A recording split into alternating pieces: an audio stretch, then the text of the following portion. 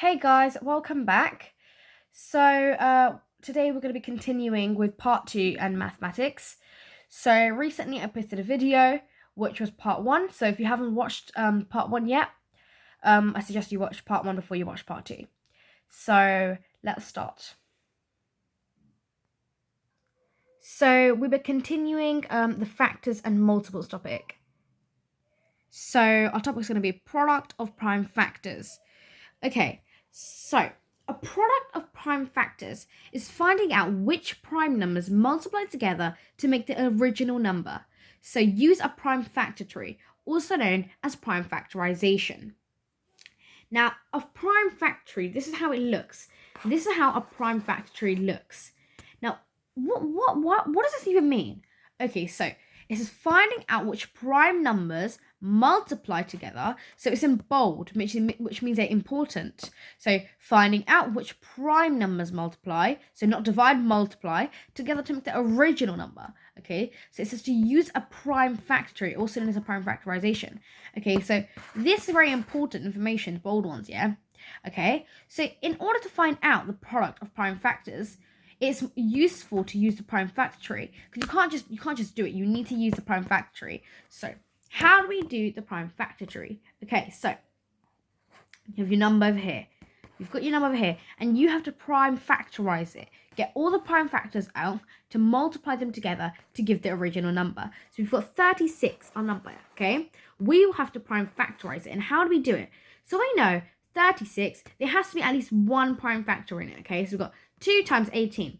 So you have to find the highest common factor inside 36. And it has to contain prime factors. So you've got 2 and 18 gives us 36. The prime number is 2. So you would circle the 2 as your first number for your product of prime factors. Then we've got 18. We've got 2 times 9. Now the 2 is another prime factor and the 9 is not. So we've got 9, we've got 3 and 3. Both 3's are both prime numbers, so we're going to circle both of them. Now we've got a product of prime factors, but we don't just lay it out like this. You have to do this to actually get the answer. You can't lay it you can't lay it out like this. So it will say 36 equals 2 times 2 times 3 times 3. But we want to simplify it, so you would say or 2 squared times 3 squared. Okay? So this topic is very simple, but you just need to know which numbers you put in to multiply together, because it can be tricky sometimes when they're bigger.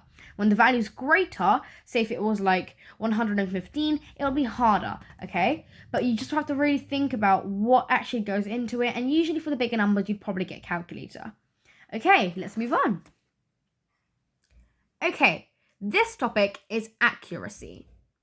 Okay, our first one is place value. Okay, so place value is the value of where a digit is within a number. Okay, so the example is 726. Okay, so that's our number, okay? So the value of 2 is 20, as it is in the tens. Tens, not the tenths, the tens column, okay? Now I'm going to explain how you get that and why the reason is of that, okay? So the place value is the value of where a digit is, okay? So it's where the digit is and what the number's value is going to be. So if I had 726, what's the value of the 6? The units, the ones column. It's going to be a 6. If I had 726, what would the value of the 7 be? 700. Okay, so it's very simple, okay? So if it was like 1,495, what would the value of the 5 be? 1,495, it would be the ones. If it was a 9, it would be 90. If it was the 4, it would be the 400. If it was a 1, it would be the thousands, okay? So it's very simple, this one. It's like you being like primary to learn this, okay? Very simple. Next one. Now, place value columns. This one people get mixed up in so much. So it says the names of the columns that determine the value of each digit, okay? So the ones column is also known as a units column. This is a very important part. This is very important to know how to do this.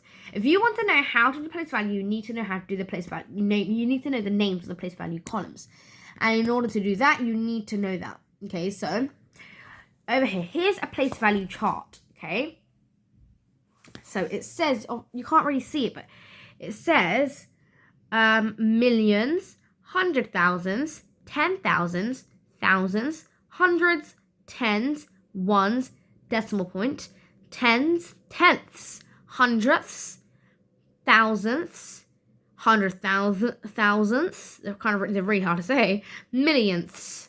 Okay, now this side, the blue part, has a kind of like sound like a this is just normal, okay? Now this is different because it's after the decimal point, okay? But this is before the decimal point. So after the decimal point, it's a sound, and over here it's a normal, okay?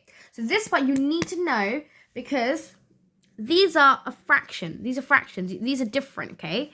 These you cannot get mixed up with these. So instead, you can't say tenths. It's not the tenths. It's the tens, okay? Can't get mixed up with this, okay? That's when you need to know which one is which. Perfect.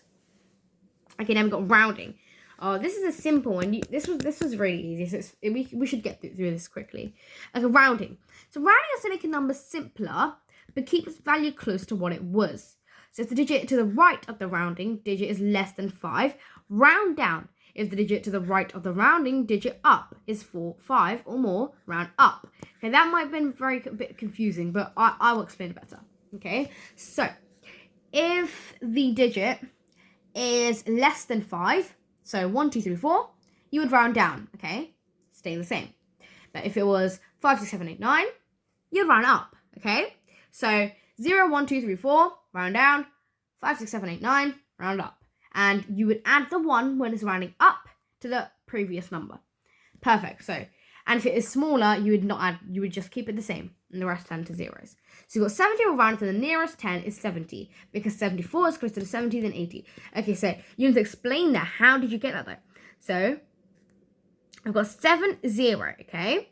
So, sorry, we've got 7, 4, okay? So it's a round to the nearest 10, which in order to do rounding, you need to know your place value and your place value columns. You need to know which is which. So it's to the 10 column. So that's not what, this is the tens column over here.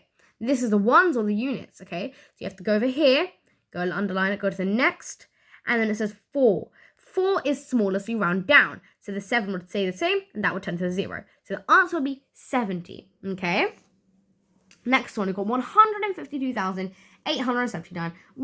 Rounded to the nearest 1,000 is 153,000. How do you do that? Go to the thousands column, you see the 8. You add 1 to 2, gives us 153,000. Okay, so we get 153,000. Because when you're rounding up, you give and add 1, round down, stays the same. Okay, the rest all turn into zeros. Perfect. Now the next one is decimal place. Okay. Now, the decimal place is the position of a digit to the right of a decimal point. Okay. So, for example, in the number 0.372, the 7 is in the second decimal place. Okay. So this is very, very easy. It's very simple to understand, and it's very self-explanatory. It's decimal place after the decimal. So if I had 0.372 and I said to round this number to the next one decimal place, to the 2 decimal places, okay, so say this one. How would you do that one? So pause the video to answer for a little question for you and try it out yourself. How do you think you do it? Okay, perfect. So let's see together. So 0.372, round it to the nearest 2 decimal places. How would we do that? So we've got decimal point over here. This is not a decimal point. This is a naught, okay? This is our decimal point. After the decimal point, you go 2 columns. 1, 2. This is what we're looking at. Now we round from here. 7 to 2. We round down. So it would be 7. 0.37. And this is obviously 0. This is a placeholder now, okay? So the answer would be 0.37 because the 2 tells us to round down. It's so simple, so easy, okay? Next one. Careful with money. Do not write £27.4 instead of write £27.40.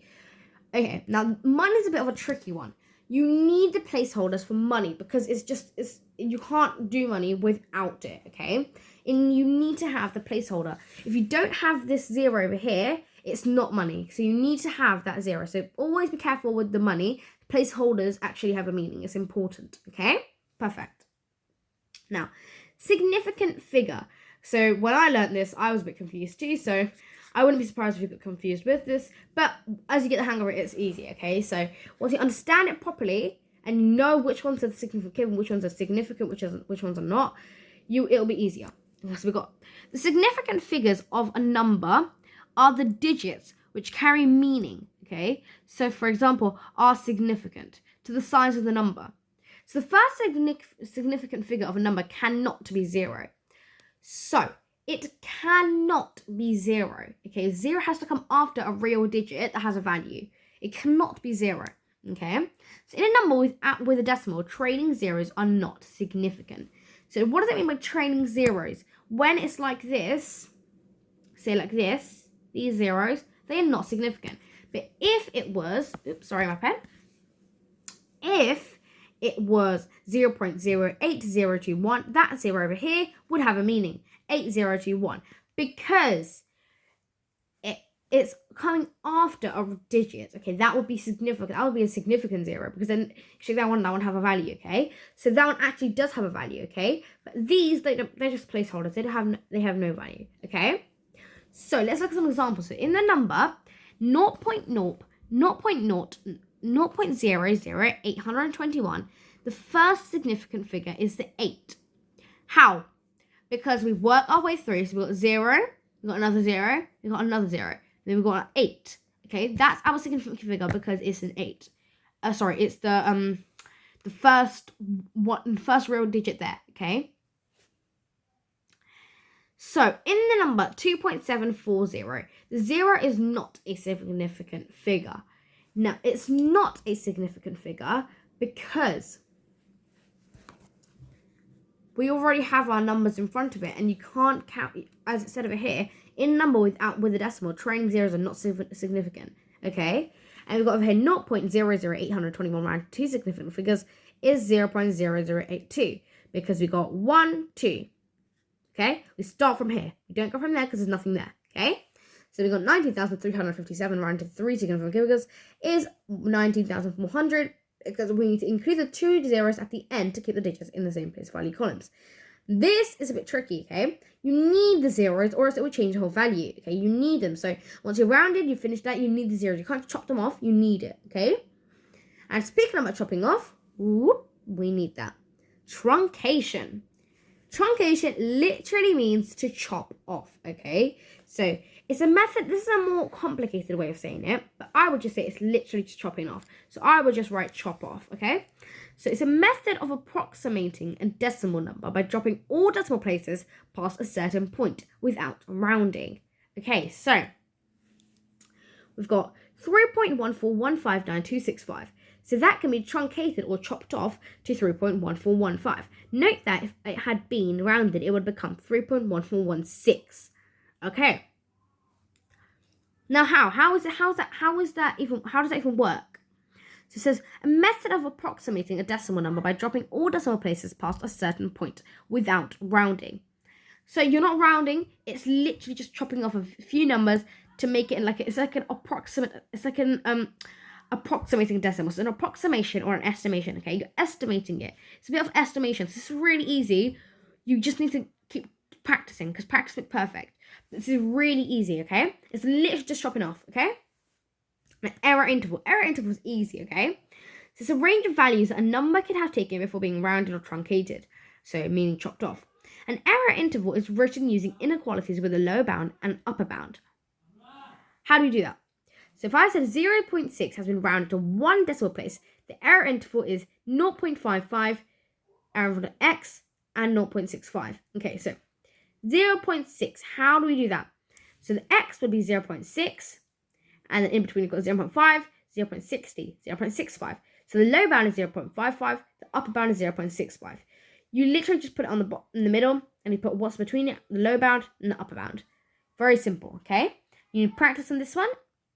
Watch more videos. I will make another video about error intervals. Just write in the comments with the things that you need more help in, and I will help you with them. Just write the things that you find confusing, or anything that you find confusing in maths. Just write them down in the comments, and I will make sure to make another video for you guys to help you, and I'll explain it for beginners, and I'll be slow to explain it, and yeah, just make sure to write it down so I know what you need help with, and I'll make sure to make sure you understand at the end of the day. Anyways, thank you for watching my video.